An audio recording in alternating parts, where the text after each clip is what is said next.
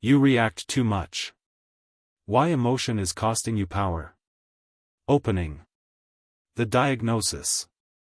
Someone sends you a message. It's passive-aggressive, maybe dismissive. Maybe it questions your competence in a way that's just vague enough to be deniable. You feel it immediately. That tightness in your chest. The heat rising. Your fingers move before your brain catches up. You respond. And in that moment, you lost. Not the argument. Not the relationship. You lost something more fundamental. You lost control of yourself. This book is not about anger management. It's not about suppression or becoming cold. It's not about breathing exercises or journaling your feelings. This is about power. Real power doesn't announce itself. It doesn't justify. It doesn't need to be seen reacting to be respected. The people who shape outcomes, who command rooms, who hold leverage in relationships, negotiations, and conflict, they share one thing. They don't react. Not because they feel nothing, but because they've learned something most people never learn. Emotional reaction is a transfer of power.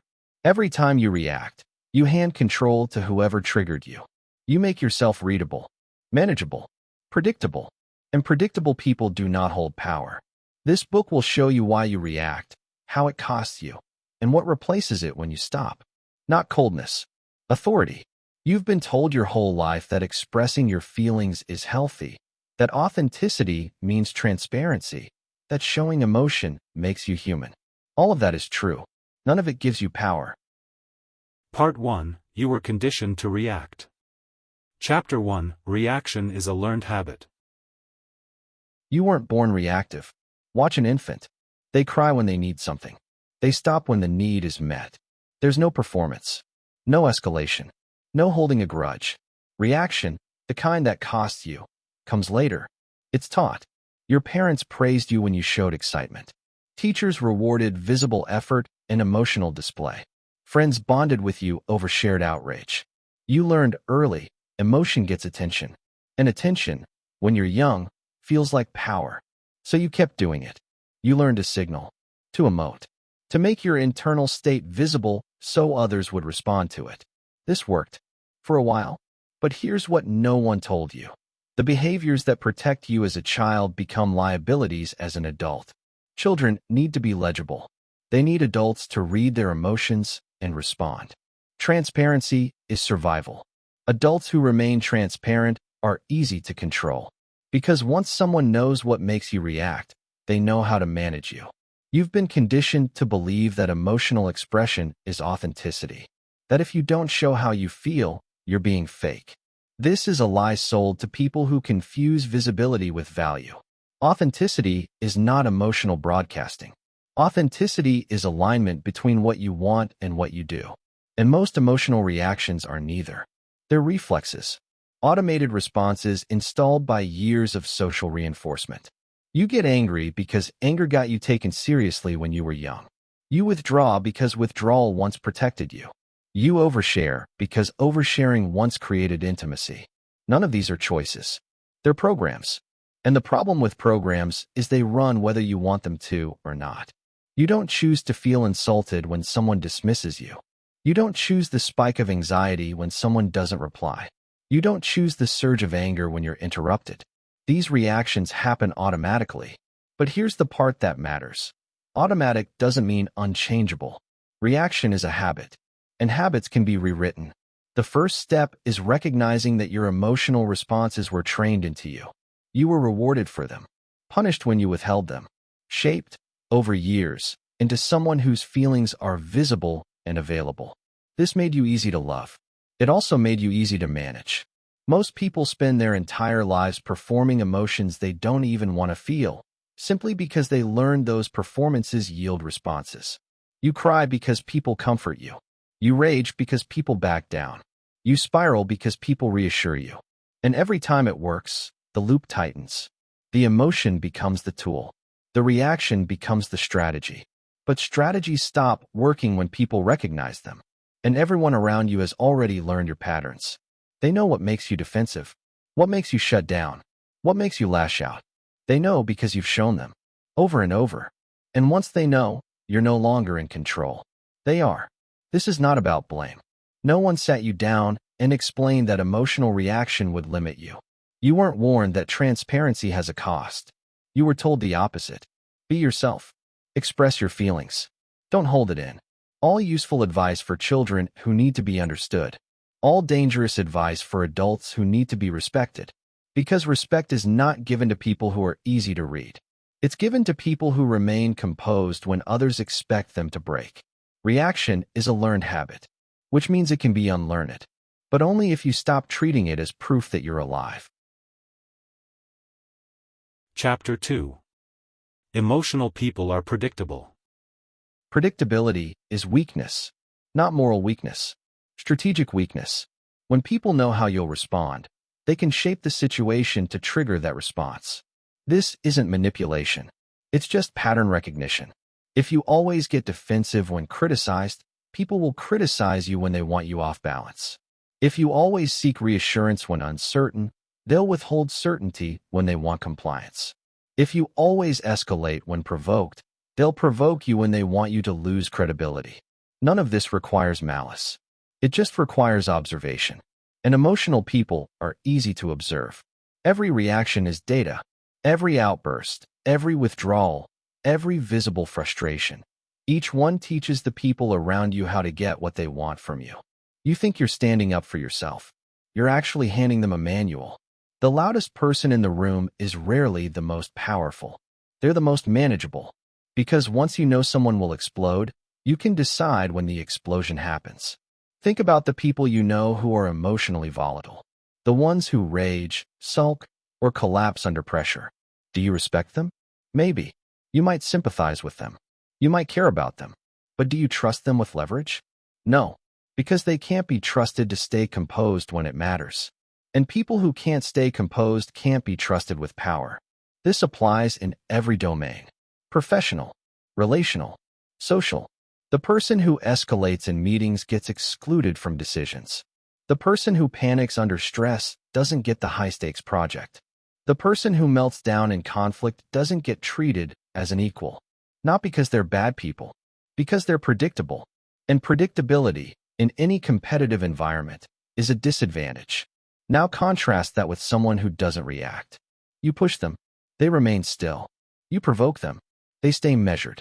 You criticize them, they consider it without defense. That person is unnerving, because you can't map them. You can't predict the next move. You don't know what they're thinking or how they'll respond. And that absence of reaction creates something emotional people never experience: uncertainty in others. When people can't predict you, they treat you more carefully. They second-guess their approach. They moderate their tone. They give you more room. Not because they like you more, because they respect the unknown. Emotional people believe their reactions prove they have boundaries. That if they don't blow up or shut down, people will walk all over them. This is backwards. People walk over you because you react. Because your reaction confirms they got to you. It confirms the tactic worked. Every visible emotion is a signal that says, "This is the button. Push it when you need me to move." Stop signaling. Not by suppressing. Not by pretending you feel nothing. By choosing when and how you respond instead of letting the response choose itself. This doesn't make you cold. It makes you illegible. And illegible people hold leverage. Because no one knows where the line is until they cross it. And by the time they realize they crossed it, you've already moved. Chapter 3. The world rewards control, not expression. Here's what no one tells you about emotional expression. It gets you compassion, rarely power. People sympathize with emotional displays. They comfort you. They validate you. They might even agree with you. But they don't follow you. Because leadership, influence, authority, all of it requires something emotion can't provide: stability. When people are deciding who to trust in a crisis, they don't choose the person who feels the most. They choose the person who remains intact when everyone else is falling apart. This applies everywhere. In business, the person who panics during a setback gets reassigned. The person who stays composed gets promoted. In relationships, the person who spirals during conflict gets managed. The person who stays grounded gets respected. In social settings, the person who visibly reacts to slights becomes the target. The person who doesn't becomes untouchable. The pattern is consistent. Emotional visibility creates sympathy. Emotional control creates respect. And respect is the only currency that matters when stakes are high. You've been told that showing emotion makes you relatable, authentic, human. This is true. But relatability is not the same as authority. You can be relatable and powerless. In fact, most relatable people are. Because being relatable means people see themselves in you. They see your fears, your insecurities, your triggers. And the moment they see those things, the dynamic shifts. You're no longer someone they look up to. You're someone they recognize as being just like them, which means you're someone they can negotiate with, push back against, dismiss. Authority doesn't come from sameness. It comes from separation, not arrogance, not coldness, separation. The ability to remain distinct and composed when others are emotional. Watch how hierarchies form in any group.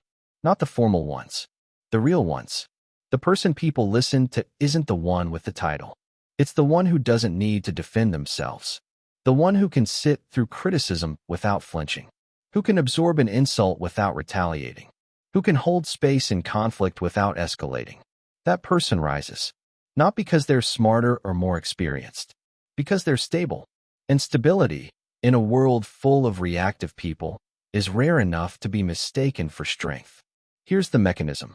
When you react emotionally, you confirm that the situation has power over you.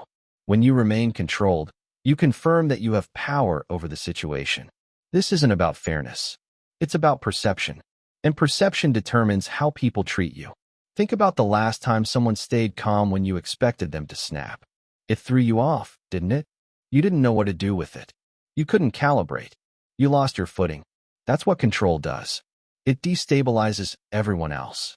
Because we're wired to expect emotional reciprocity. If I raise my voice, you should raise yours. If I'm upset, you should show distress. When you don't, the script breaks. And when the script breaks, people have to treat you differently. They have to think before they speak. They have to consider whether they're actually right. They have to hold themselves to a higher standard because you're not giving them the emotional leverage they expected. This is how quiet people end up with disproportionate influence. Not because they're louder, because they're harder to move. The world doesn't reward expression. It rewards the people who make expression unnecessary. The ones who can communicate everything they need to without raising their voice, without explaining themselves, without proving they're affected. Those people don't beg for respect. They assume it. And assumption, when backed by composure, becomes reality. If you want power, stop performing emotion. Start with holding it. Not as manipulation, as discipline. Because the moment you stop needing people to see how you feel, you stop needing anything from them at all. And people who need nothing are the only ones who get everything. Part 2: How Reaction Steals Your Power. Chapter 4. The moment you react, you lose leverage. Leverage is timing. The person who controls when the conversation happens, when the decision gets made, when the response arrives. That person holds the advantage. Reaction destroys timing. Because reaction is immediate, automatic. It operates on someone else's schedule, not yours. They say something. You respond instantly. They provoke. You escalate. They wait. You fill the silence. Every time you react without delay, you confirm that they set the pace. And whoever sets the pace controls the interaction. This is why silence is so powerful. Not as a tactic, as a position. When someone attacks and you don't respond, they're left holding their aggression with nowhere to put it. When someone insults you and you pause, they start wondering if it landed. When someone demands an answer and you take your time, the demand loses its force. Silence creates uncertainty, and uncertainty makes people second-guess themselves. Most people can't tolerate it. They interpret your silence as strength or indifference, and both scare them equally. So they adjust, they soften, they clarify, all because you didn't give them the reaction they expected. This isn't about playing games. It's about refusing to operate on someone else's timeline. Reaction is always on their timeline. Response is on yours. The difference is everything. Think about negotiations. Business, personal, doesn't matter. The person who reacts first usually loses. They reveal what they want. They show their discomfort. They signal where the pressure is. And once that's visible, the other side knows exactly how much to push. But the person who sits with the offer, who doesn't flinch at the silence, who waits, they gain ground just by waiting. Because waiting implies options. It implies you're not desperate, that you're evaluating, that you might walk away. Even if none of that is true, the appearance of it shifts the dynamic. This applies to conflict as well. The person who explodes first loses. Not because they're wrong, because they revealed where they're vulnerable. You can be completely right and still lose leverage by reacting too fast. Because rightness doesn't matter if you've shown your hand. Every emotional reaction is a tell. It shows what you care about, what threatens you, what you'll defend. And once people know what you'll defend, they know what to attack. Not out of cruelty, out of efficiency. If they want you off balance, they'll go after what you react to. If they want compliance, they'll threaten what you care about. If they want you to move, they'll push the button you've shown them works. This is why emotional people rarely win prolonged conflicts. They spend all their energy reacting, defending, justifying. Meanwhile, the person who stays quiet simply waits for them to exhaust themselves. And they always do. Because reaction is expensive. It drains you. Every outburst, every defense, every emotional display, it all costs energy. And energy is finite. The person who doesn't react conserves that energy. They stay sharp while you're burning out. By the time you realize what happened, they've already outmaneuvered you. Not because they were smarter, because they were still. Stillness isn't passive.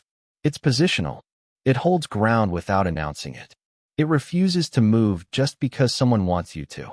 And that refusal, quiet as it is, communicates more than any comeback ever could. It says, I don't need to respond to this. And that might be the most powerful sentence you never speak. Here's the principle. Control of response equals control of situation. If they can make you react, they control you. If you choose when and how to respond, you control them. Not through force, through composure. The moment you react is the moment you hand them the wheel. The moment you pause is the moment you take it back. Most people never learn this. They spend their entire lives operating at reaction speed, wondering why they never seem to get ahead. It's because they're always playing catch-up, always responding to someone else's move instead of making their own. This doesn't mean you never respond. It means you respond when you're ready, not when they demand it. And that delay, however brief, changes everything. Because it proves you're not governed by reflex. It proves you have a choice. And people who have a choice have power. Chapter 5, Anger, Defensiveness, Excitement, Same Trap. Most people understand that anger costs them. They've felt the regret after snapping, the embarrassment after an outburst, the apology they had to make. So they try to control it. But here's what they don't realize. Anger isn't the only emotion that leaks power. Defensiveness does too. So does enthusiasm. So does excitement. Any emotion that makes your internal state visible reduces your authority. Because authority doesn't broadcast. It doesn't announce. It doesn't perform. It doesn't need you to know what it's feeling. The moment you make your emotions legible, positive or negative, you give people access. And access is vulnerability. Start with defensiveness. Someone questions you. You immediately explain. Justify. Prove you're right. You think you're protecting your position. You're actually revealing that their opinion matters to you. And the moment they realize it matters, they have leverage. Defensive people are easy to manage. You just keep questioning them. They'll exhaust themselves explaining. They'll give you information they didn't need to give. They'll make concessions just to end the discomfort of being doubted. All because they couldn't sit with the accusation. Strong people don't defend unless it's strategic. They let the accusation sit in the air. They let the other person marinate in their own certainty. And often, that silence causes the accuser to start doubting themselves. Because if you're not defending, maybe there's nothing to defend. Maybe they're wrong. Maybe they misread the situation. Maybe they just embarrass themselves. All of that happens in the pause. But it only happens if you don't react. Now consider excitement. This is the one people never think about. Excitement feels good. It's positive. Why would it reduce authority? Because excitement is exposure. When you're visibly excited about something, you've shown what you want. And when people know what you want, they can use it. You're excited about a job opportunity? Now they know you'll accept less. You're thrilled about a relationship? Now they know you'll tolerate more. You're enthusiastic about a project? Now they know how to manipulate your effort. This isn't cynical. It's observational. People don't consciously exploit your enthusiasm, but they unconsciously calibrate based on it. They see how much you want it. They adjust their behavior accordingly. And you end up working harder, compromising more, accepting less, all because you let them see how much it mattered. Authority doesn't do this. Authority is interested, not enthusiastic. It evaluates, not celebrates. It considers opportunities without broadcasting desire, because desire is weakness in any negotiation. And every interaction where stakes exist is a negotiation. Even joy, when performed, becomes a liability. Not because joy is wrong, because performance of any emotion signals that you need external validation, that you need people to see you happy, to witness your success, to confirm your feelings. And people who need confirmation are people who can be managed through approval and disapproval. You do what gets you the validation. You avoid what threatens it. This makes you predictable, which makes you controllable. Now compare this to someone who doesn't signal their emotions. They receive good news. They nod. They're insulted. They listen. They're complimented. They acknowledge it. No performance. No display. No need for you to register their internal state. That person is unsettling because you can't tell if you're affecting them. You don't know if the compliment worked, if the insult landed, if they even care. And that uncertainty forces you to treat them with more caution. You can't manage someone whose emotional state is invisible to you. This is why CEOs, leaders, high-level negotiators, they all share the same trait. They don't leak. You don't see them get excited. You don't see them get upset. You don't see them get defensive. Not because they don't feel, because they understand that visibility is cost. Every emotion you broadcast is information. And information, in the wrong hands, is leverage against you. You might think this sounds exhausting, that it requires constant self-monitoring. It doesn't. It requires one shift. Stop treating emotion as communication.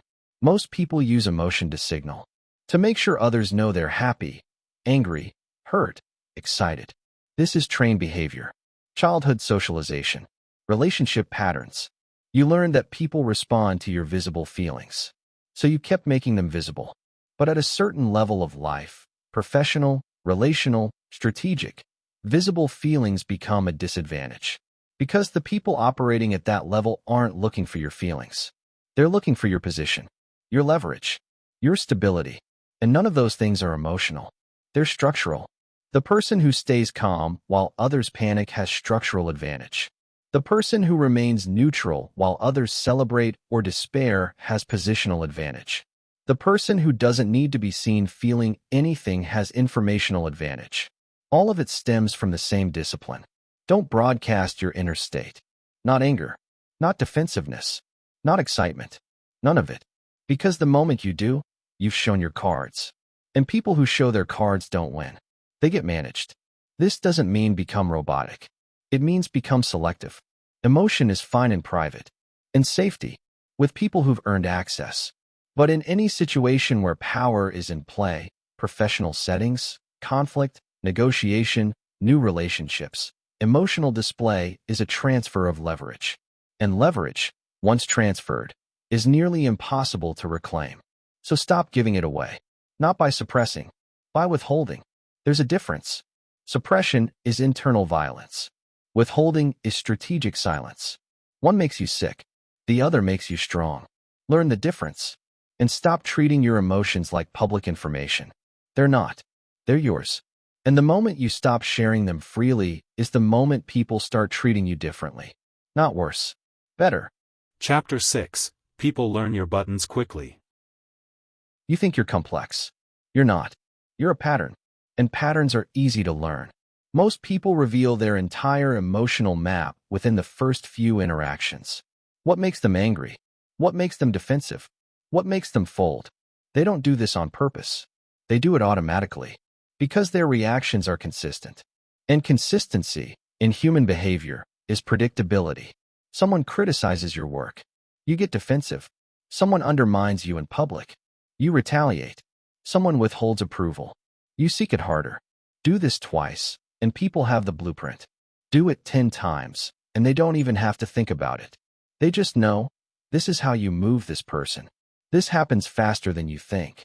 A new job, a new relationship, a new social circle. Within weeks, sometimes days, the people around you have mapped your reactions. Not consciously, not maliciously, just observationally. Humans are pattern recognition machines. We can't help it. We learn what works. We repeat it. And if you're reactive, what works is triggering you. Not because people are cruel. Because triggering you gets a result. It makes you move, makes you explain, makes you concede. And once someone knows they can make you move, they'll use it whenever they need to. This is how you lose authority without a single open conflict. No one attacks you. No one disrespects you overtly. They just learn what gets a reaction, and they use it. A specific tone, a certain look, a well-timed silence. Whatever it is, once they've identified it, you're operating in a framework they control. And you don't even realize it's happening, because it feels like you're standing up for yourself, like you're defending your boundaries. But boundaries don't require defense when they're real. Real boundaries are quiet. They're not explained. They're just enforced. Reactive boundaries are loud. They're announced. They're justified. And justification is proof that they're negotiable.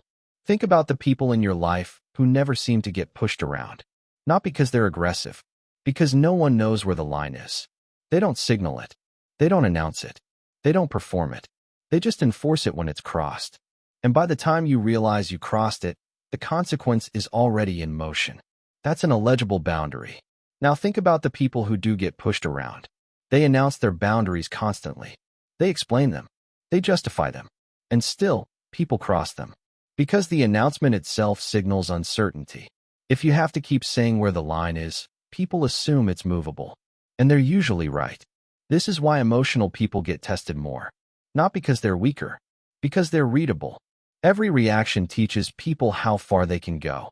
Every outburst shows them what they can get away with before you snap. Every defense shows them you're worried about being wrong. Every justification shows them you need their approval. And once they know all of that, you're not an equal. You're a system they've learned to operate. This doesn't require malice. It happens automatically. People adapt to the environment. You're part of that environment. If you react predictably, they'll factor that into their behavior. If you're defensive about criticism, they'll soften their criticism or avoid you entirely. If you explode when interrupted, they'll stop inviting you to important conversations. If you need constant reassurance, they'll give it when convenient and withhold it when they need leverage. None of this is planned. It's just behavioral adjustment. And the more emotional you are, the faster people adjust. Because you're giving them constant feedback. Every reaction is data, and people are very, very good at learning from data.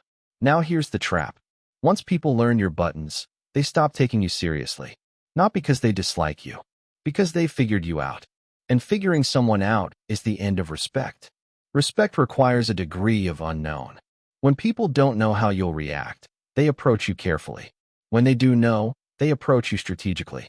They know what to say to calm you down, what to say to fire you up, what to avoid, what to exploit. You become manageable, and manageable people don't hold power. The solution isn't to become erratic. Randomness isn't strength. The solution is to stop reacting long enough that people can't map you. Let them guess. Let them wonder. Let them recalibrate. Because the moment they can't predict you, they start treating you like you matter. Not out of kindness, out of caution. And caution is the beginning of respect. At this point, you might think the solution is to feel nothing. That would be a mistake. Part 3, Stillness is not weakness. Chapter 7. Calm is a threat. Calm people make emotional people uncomfortable. Not because they're hostile, because they're unreadable. And unreadable feels like judgment. When you're visibly upset and someone stays composed, it creates asymmetry. You're exposed. They're contained. You're leaking. They're sealed. That imbalance is intolerable to the emotional mind. So the emotional person does what they always do. They try to even the scales. They escalate. They provoke. They demand a reaction. Anything to prove the calm person isn't actually calm, that they're just hiding it. Because if they're hiding it, then the emotional person isn't alone in their chaos. But if the calm is real, then the emotional person is the only one out of control. And that's unbearable. This is why calm is perceived as aggression by people who can't achieve it. Your silence feels like a weapon. Your composure feels like condescension. Not because you're doing anything. Because they're projecting. They're filling your silence with meaning. Interpreting your stillness as judgment, indifference, superiority. And the more they project, the more unsettled they become. Because they're doing all the work. You're just standing there. Silence is pressure. Not the kind you apply. The kind that builds naturally when someone expects noise and gets none. Most people can't tolerate it. They rush to fill it. They explain themselves. They justify their position. They ask what you're thinking. All because you didn't give them anything to work with. And every time they break the silence first, they lose a small piece of ground. Not because you took it, because they gave it away. This is the paradox. The less you do, the more they reveal. Another paradox. The less you react, the more you matter. Because mattering isn't about visibility. It's about weight. And weight is felt in stillness, not motion. Think about the person in a group who barely speaks. When they finally do, everyone listens. Not because what they said is brilliant. Because they made you wait for it. The scarcity of their input made it valuable. Now contrast that with the person who reacts to everything. They might say smart things. Might even be right. But no one listens. Because their words have no weight. There's too many of them. Calm creates scarcity. And scarcity creates value. This applies to presence, not just words. When you stay calm in a situation where others expect you to break, you become the reference point. People start looking to you to see how to behave. Not because you told them, because you demonstrated stability. And stability, in chaos, is magnetic. It doesn't ask for attention. It commands it. Emotional people believe that if they're not reacting, they're not participating. This is false. Reaction is participation. But it's low-status participation. It's the participation of someone who can be moved by external forces. Stillness is high-status participation. It's the participation of someone who holds position while others scramble. And people scramble around stillness because stillness doesn't give them anything to push against. You can't argue with silence. You can't negotiate with composure. You can't manipulate calm. You can only reveal yourself trying. This is why calm people so often win without fighting. They don't need to fight. The other person defeats themselves. They overreach. They overreact. They expose their desperation. And the calm person just watches. Not cruelly, just factually. Because when you're still, you see clearly. And when you see clearly, you rarely need to move. Calm is not passive. It's the most active position you can hold. Because it requires constant internal regulation while giving nothing external. It's control in its purest form. And control, quiet as it is the only thing emotional people can't compete with. Because you can't outcalm someone by being more emotional. You can only match them, or lose. Chapter 8. The person who reacts less controls more. Control doesn't announce itself. If you have to say you're in control, you're not. Real control is structural, not verbal. It's the ability to hold your position while others adjust theirs. And that ability has nothing to do with force. It has everything to do with stillness. The person who reacts less controls the frame of every interaction. Not by dominating, by refusing to be moved. When someone tries to provoke you and you don't react, they're left with their provocation and nowhere to put it. They wanted movement. You gave them nothing. So they adjust. They try a different approach. They soften. They escalate. They do something. And every adjustment they make is evidence that you're controlling the interaction. Because they're the ones changing, not you. This is control without confrontation. You're not fighting for it. You're not demanding it. You're not performing it. You're just not giving it up. And that refusal, quiet as it is, reshapes the dynamic entirely. Most people misunderstand power. They think it's loud, forceful, undeniable. That's force, not power. Power is what makes people adjust without you asking them to. It's what makes them reconsider, second guess, treat you differently, all without a single demand. This happens because power doesn't explain itself. Explanation is proof of insecurity. When you feel the need to justify your position, your decision, your boundary, you've already conceded that it's negotiable. Because negotiable things require justification. Non-negotiable things don't. They just are. This is why powerful people don't debate. They state. They decide. They move. If you agree, good. If you don't, irrelevant. Not because they don't care about others. Because they're not seeking permission. And permission seeking is the death of authority. Every time you explain yourself when you didn't need to, you weaken your position. Every time you justify when silence would have sufficed, you signal doubt. Every time you defend when you could have simply held ground, you show that the accusation rattled you. And people remember that. They remember who stayed solid and who scrambled to justify. The person who stays solid is the person they come back to when things get serious. Not the loudest person, not the most emotional, not the one who needs to be right, the one who doesn't move. Because if you don't move under pressure, you're the foundation, and everyone else builds around you.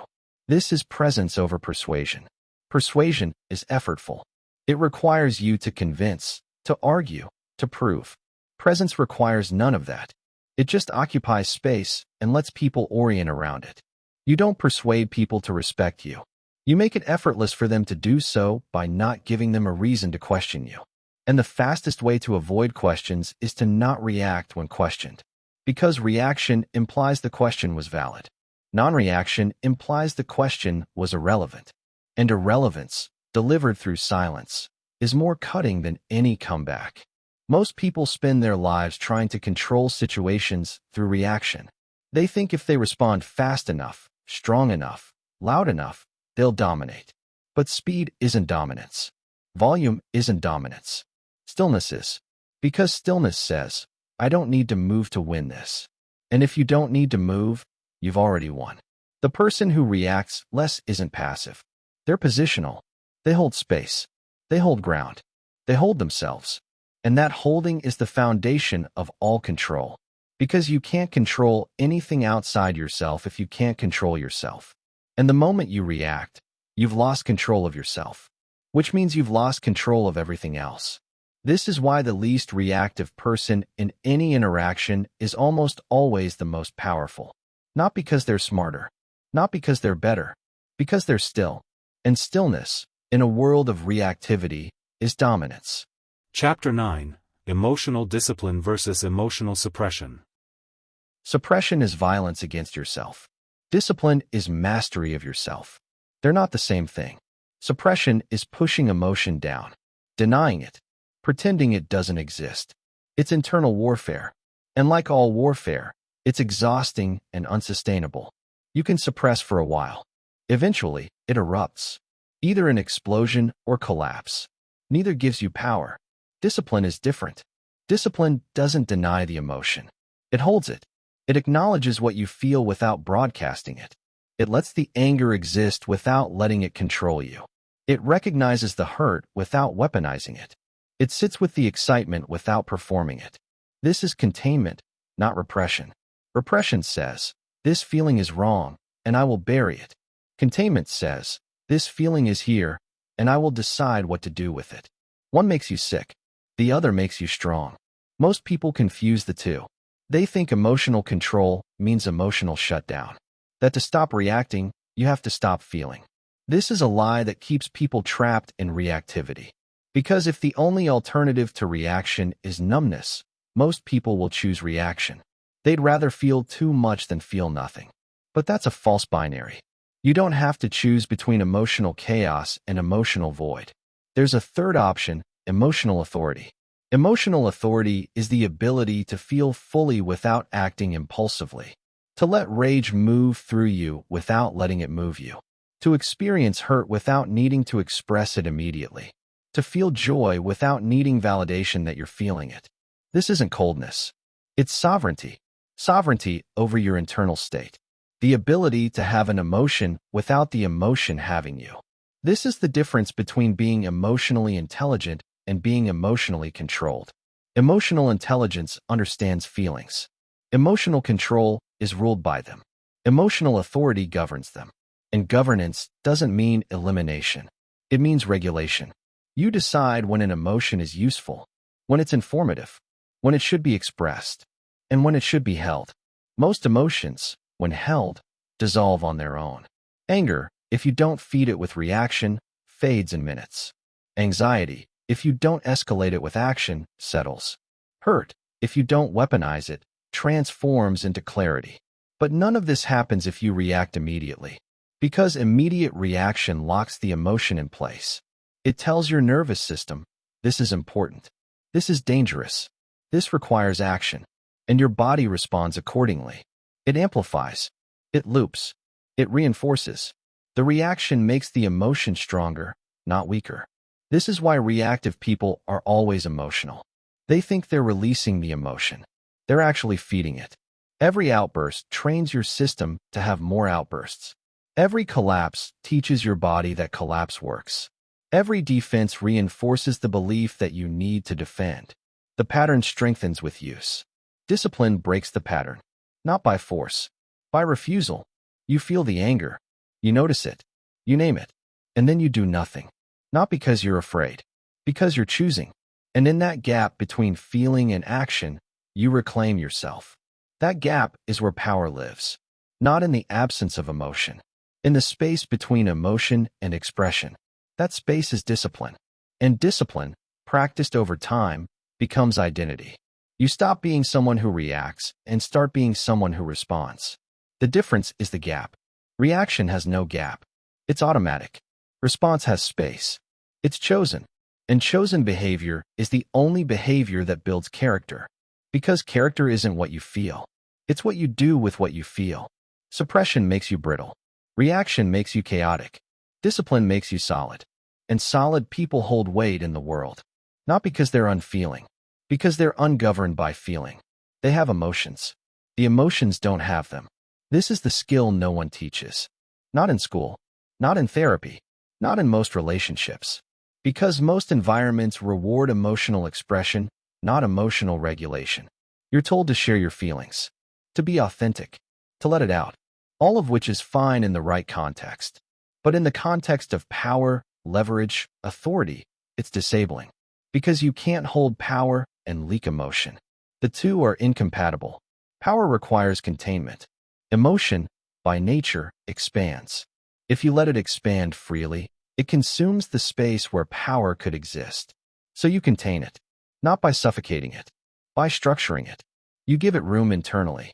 You deny it room externally. You feel it fully in private. You reveal it selectively in public. This isn't dishonesty. It's discipline. And discipline is the foundation of every form of strength. Physical strength requires discipline over the body. Mental strength requires discipline over the mind. Emotional strength requires discipline over feeling. None of these are about denial. All of them are about governance. You don't deny your body needs rest. You govern when it rests. You don't deny your mind has thoughts. You govern which thoughts you follow. You don't deny your heart has feelings. You govern which feelings you express. That's not suppression. That's mastery. And mastery, in any domain, is what separates those who are controlled by their environment from those who control it. Emotional discipline is not the absence of feeling. It's the presence of choice. And choice, exercised consistently, is the only thing that makes you free. Part 4, Building Non-Reactive Power. Chapter 10, Pause is Power.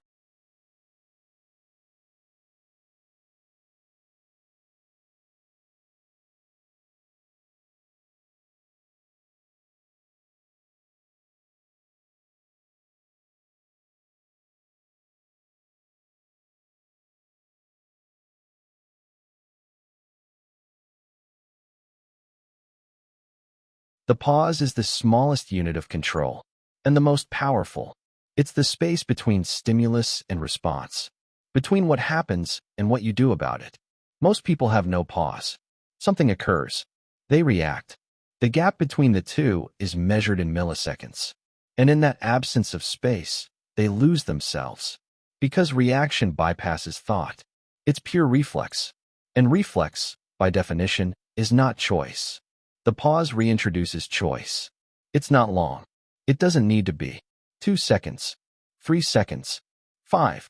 Just enough time to notice what you're about to do before you do it. That noticing changes everything. Because once you see the reaction forming, you're no longer inside it. You're observing it. And observation creates distance. Distance creates options. Options create power. This is why the pause isn't passive. It's the most active thing you can do. Because in that moment of stillness, you're wrestling with your own automation. You're interrupting the pattern your nervous system has run 1,000 times before. And interruption, however brief, is rebellion.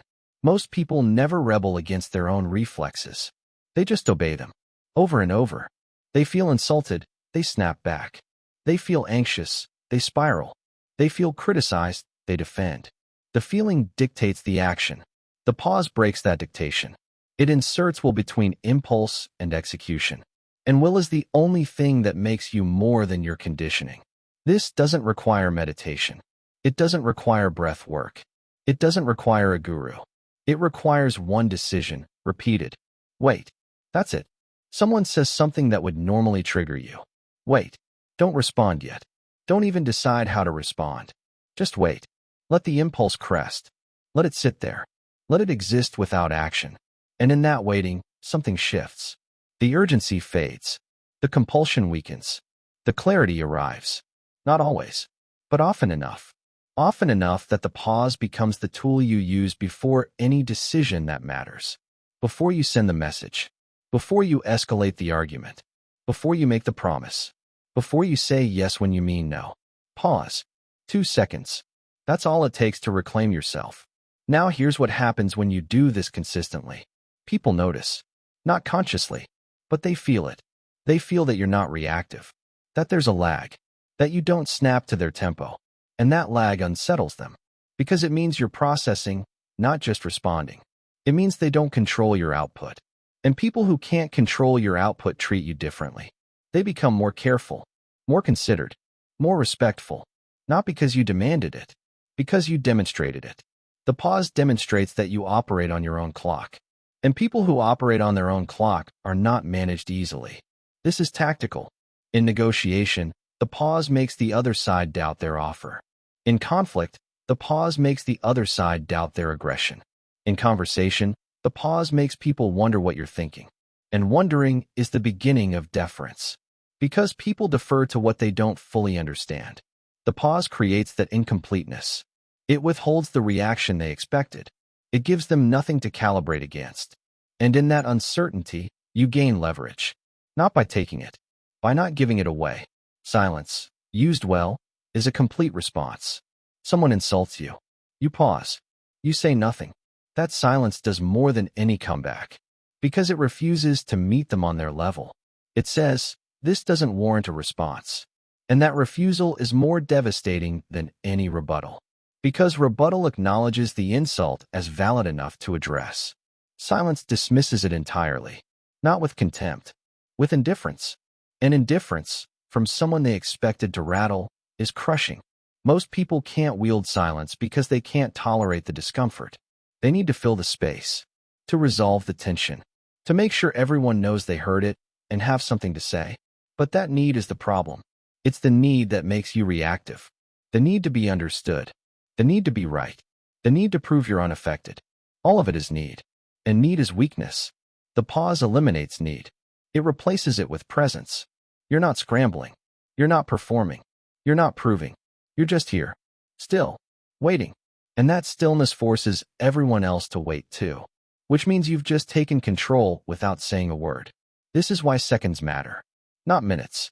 Not hours. Seconds. The gap between hearing something and responding to it. That gap is the difference between being controlled by circumstance and controlling your response to it. And your response is the only thing you ever truly control. Not what happens. Not what people say. Not what they think. Just your response. The pause protects that. It's the moat around your sovereignty. And sovereignty, in a world that constantly demands reaction, is the rarest form of power. Chapter 11. Stop explaining your reactions. Explanation is the language of the unsure. When you explain why you did something, why you felt something, why you reacted, you're asking for permission retroactively. You're saying, I need you to understand so you'll accept this. And that need for acceptance is the leak. Because the moment you need someone to understand your reaction, you've given them veto power over it. They can say, that's not a good reason. That doesn't justify it. I don't accept that. And now you're defending, which means you've lost. Authority doesn't explain itself. It acts. It decides. It moves. And if you don't like it, that's noted and irrelevant. This isn't cruelty. It's structure. Because explanation implies your action was provisional, that it's open to review, that it requires validation. Non-explanation implies it was final. And finality is what people respect, not because they agree with it, because they recognize it as immovable. Most people narrate their emotional lives constantly. They tell you why they're upset, why they're excited, why they did what they did. They think this is communication. It's justification. And justification is evidence of insecurity. Secure people don't justify. They state, I'm not available. I'm not available because I have this thing and I'm really tired and I've been overwhelmed and I hope you understand. The explanation dilutes the boundary. It turns a statement into a negotiation. Because now the other person can say, but you were available last week. But this is important. But I really need you. And you'll fold.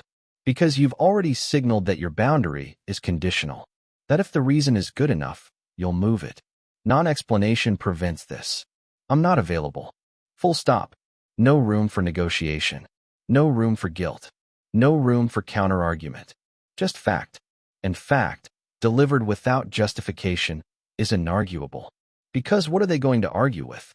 You didn't give them anything. This applies to all behavior, not just boundaries. You make a decision at work. Someone questions it. Weak response. I decided this because of X, Y, Z, and I thought it would be better because. Strong response. This is the direction. The first invites debate. The second ends it. Not because you're being authoritarian. Because you're being decisive. And decisiveness doesn't require explanation unless you're reporting to someone. If you're an equal or above, explanation is optional. And optionality should be exercised by withholding, not sharing. Because sharing dilutes. Every reason you give is a point of attack. Every justification is a vulnerability. Every explanation is an invitation to question. And questioning erodes authority. This is why leaders don't explain themselves in the moment. They decide. They act. They move forward. If explanation is needed, it comes later. Strategically. Not defensively. But in the moment, they simply proceed. And proceeding without justification signals something crucial. I don't need your approval.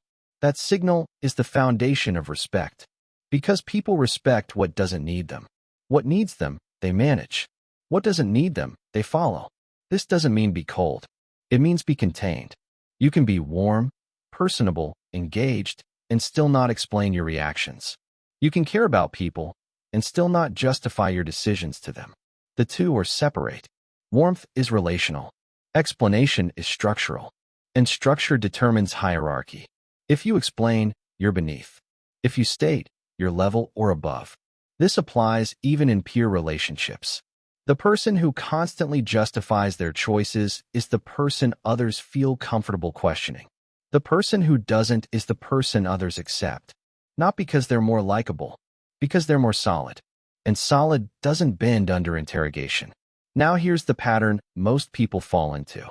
They do something. Someone reacts negatively. They immediately explain. This teaches people that negative reactions yield explanations, which means negative reactions are rewarded. So people keep having them. And you keep explaining. And the cycle continues until you're spending most of your energy managing other people's emotional responses to your choices. Break the cycle. Stop explaining. Not with hostility. With simplicity. This is what I'm doing. This is my decision. I'm not available. No elaboration. No defense. No emotional commentary. Just fact. And fact, delivered calmly, is final. People will push. They'll ask why. They'll express disappointment or confusion. Let them. You don't owe them a map of your internal process. You don't owe them justification for your boundaries. You don't owe them reassurance that you're making the right choice. You owe them clarity. And you've given it. What they do with that clarity is their problem, not yours. This is how you stop managing other people's feelings about your decisions. You stop feeding the expectation that you will. And the fastest way to stop feeding it is to stop explaining. Because explanation is the food. Withhold it, and the expectation starves. And once it starves, People stop asking. They just accept. And acceptance, given freely or not, is all you need. Chapter 12, Systems over Feelings. Feelings are unreliable. Not morally. Mechanically. They change. They fluctuate. They lie to you about what's urgent and what's important. If you make decisions based on how you feel, you'll make different decisions every day. And inconsistency is the enemy of power, because power requires reliability. People need to know what to expect from you, not emotionally, behaviorally. They need to know that you do what you say, that your yes means yes, that your boundaries hold. None of that is possible if you're governed by feeling, because feelings are chaos. One day you're motivated, the next you're not. One day you're confident, the next you're doubting everything. One day you're generous, the next you're resentful. If your behavior tracks your feelings, you're not reliable. You're weather, and no one builds on weather. Systems replace feelings.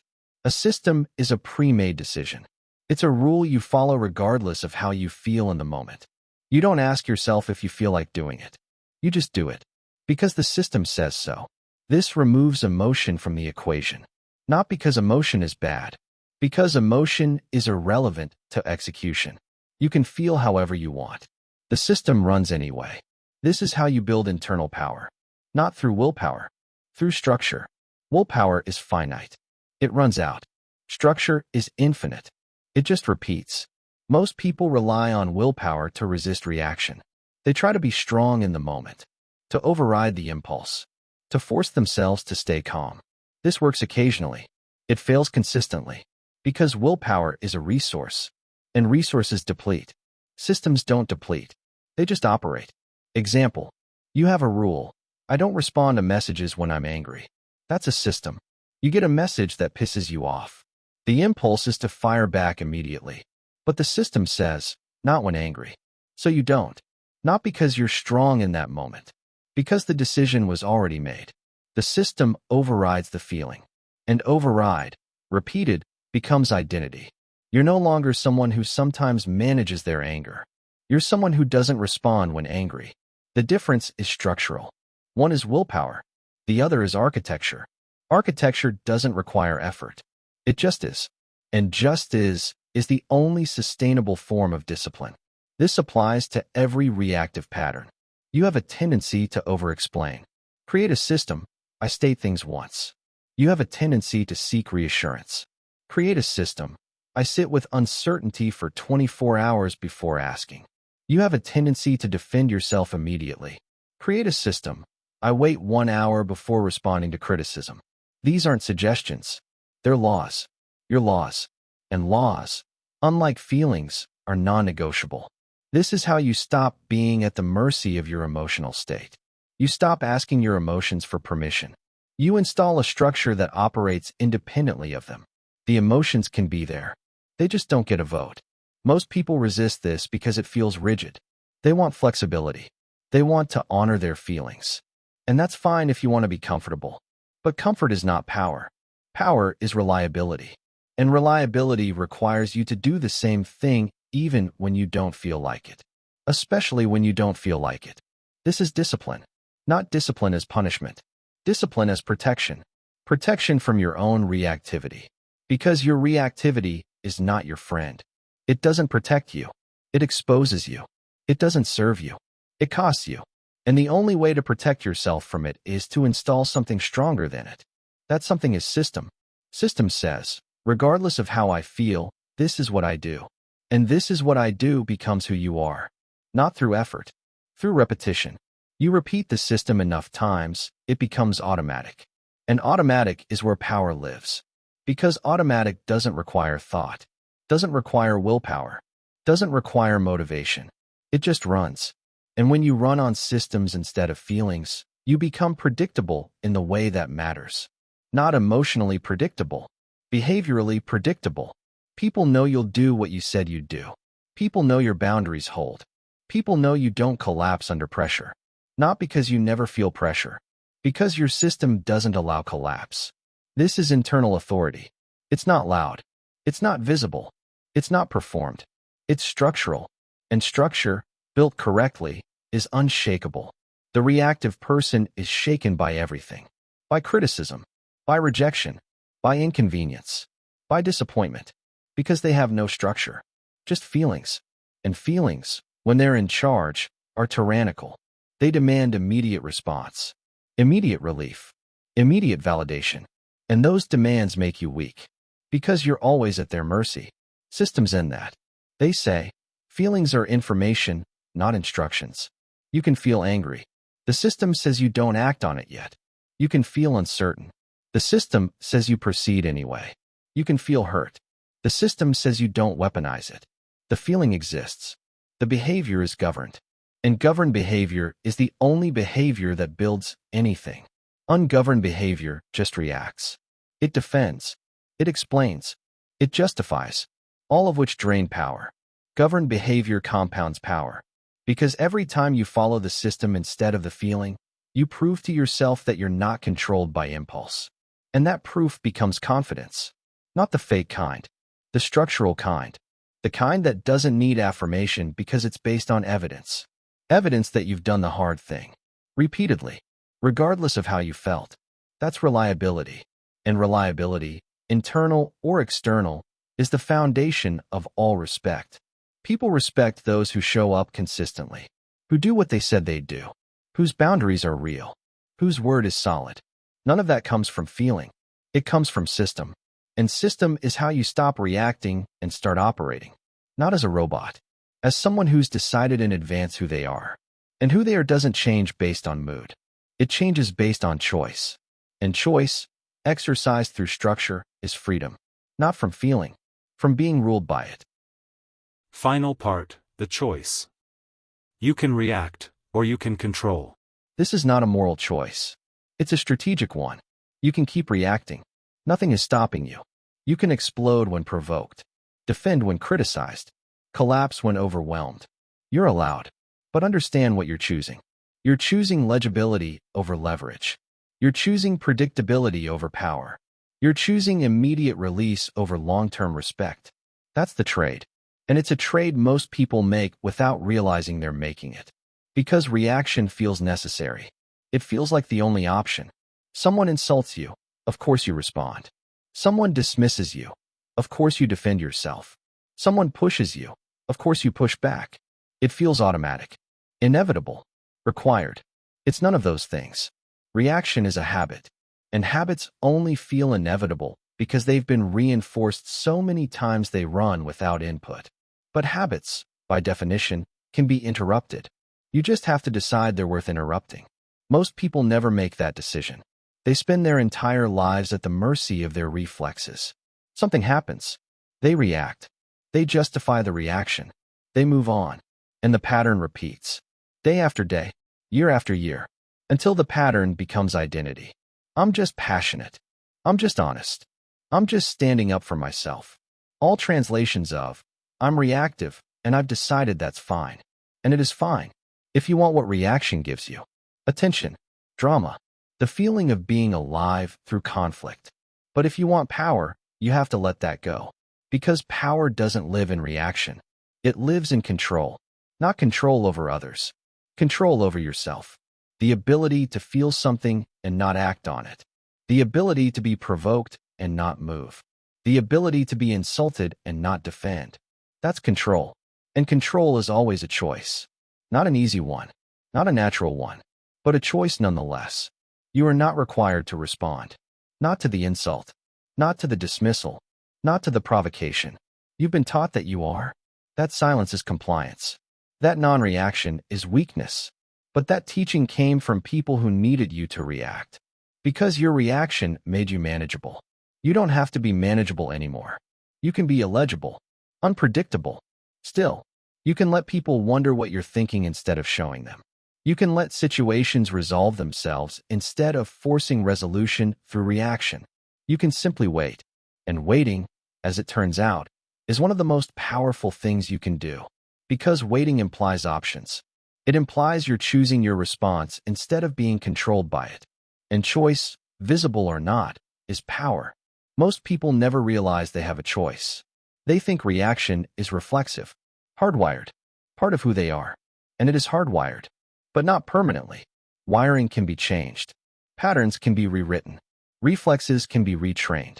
It just requires repetition in the opposite direction. Every time you pause instead of react, you're installing new wiring. Every time you stay silent instead of defending, you're weakening the old pattern. Every time you hold your position instead of adjusting to pressure, you're becoming someone new.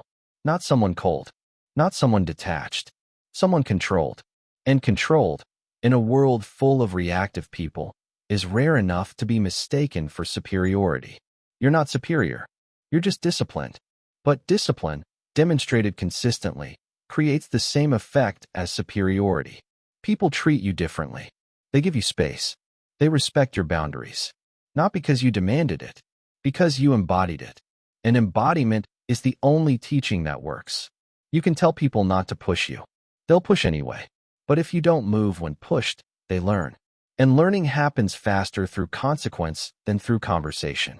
This is the shift. From explaining yourself to demonstrating yourself.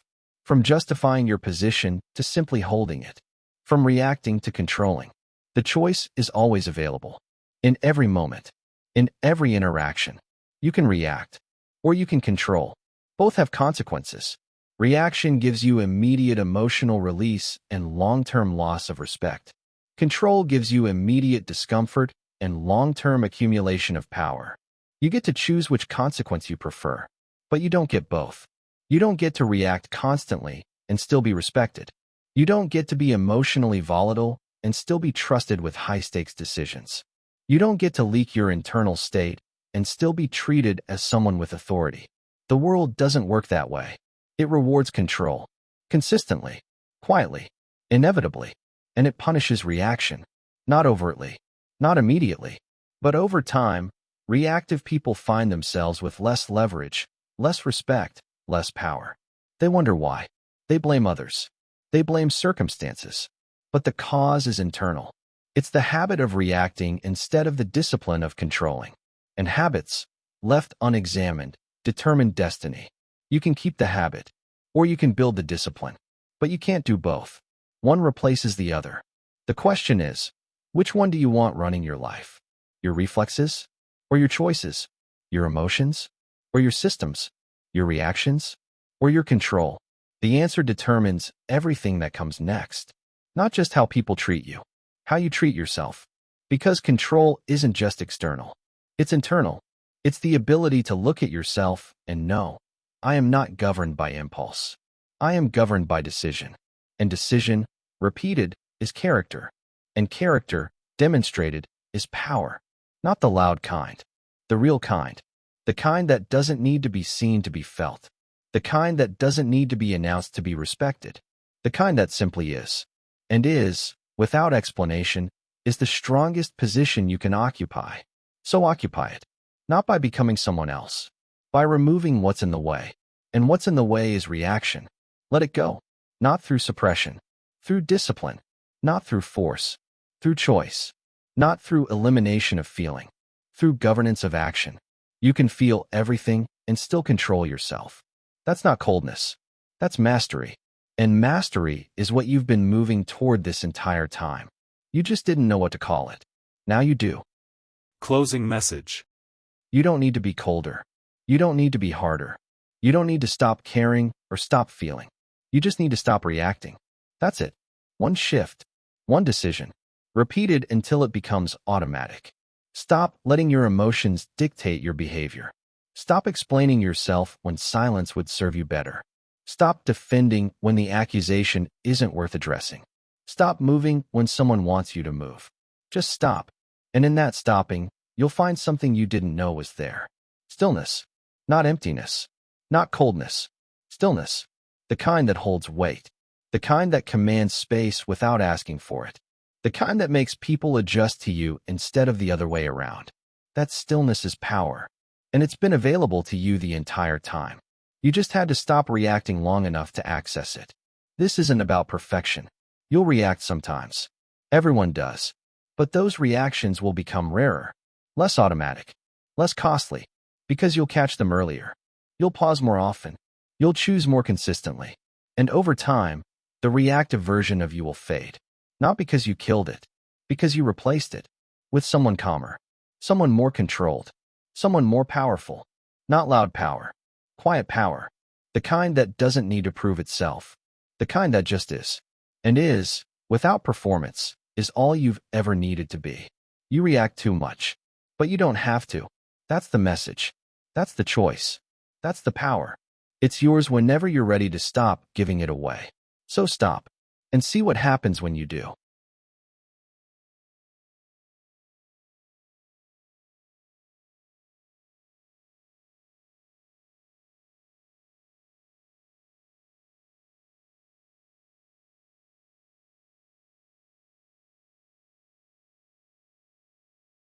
END